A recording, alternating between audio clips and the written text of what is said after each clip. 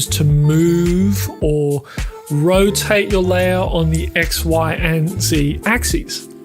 If you twirl down your layer properties, you will also see some new options under Transform, including these extra rotation options and a triple value position. So X is left and right, Y is up and down, and Z is closer and further away. Farther, which sounds really British. Closer and farther. Let's make things a little more interesting. The best way to see these transformations is by adding another view in the composition window by clicking here.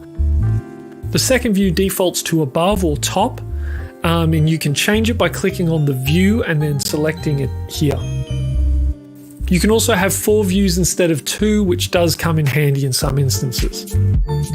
What if you didn't just want to move one layer? So this is where cameras come in. Let's select New Camera. The camera settings box will appear, and you can of course just use the default, you'll be fine.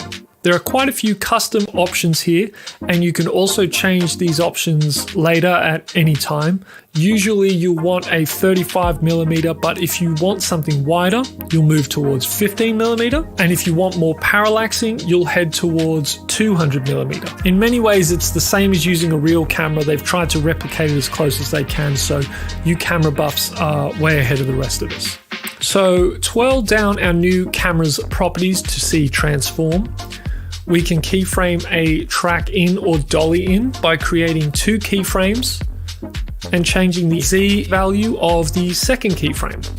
Rather than it looking like scaling up the layers, you can see the parallax effect, where the layers closer to the camera are growing faster.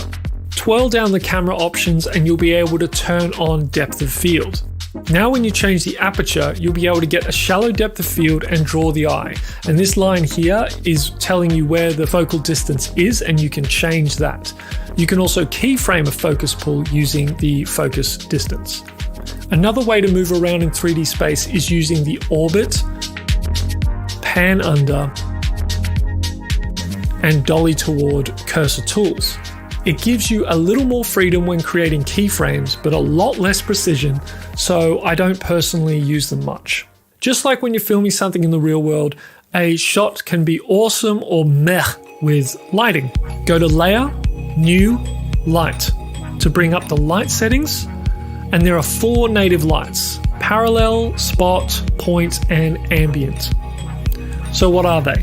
A point light is like a bulb with no softbox or barn doors. It's just going to send light from that point in all directions, just like most on-set practicals. You know, like if you had no lampshade on a light, it's just blasting light everywhere. A spotlight will point in a certain direction using the cone. Expand the cone using cone angle, and even feather it like this. So once you turn on one of these lights, it will go from the default of everything being equally lit to some areas maybe being too dark because the light's not pointed in that direction. For this problem, we can use an ambient light. With 15 years in After Effects, I have still never used a parallel light, so I'm just going to skip that one for today.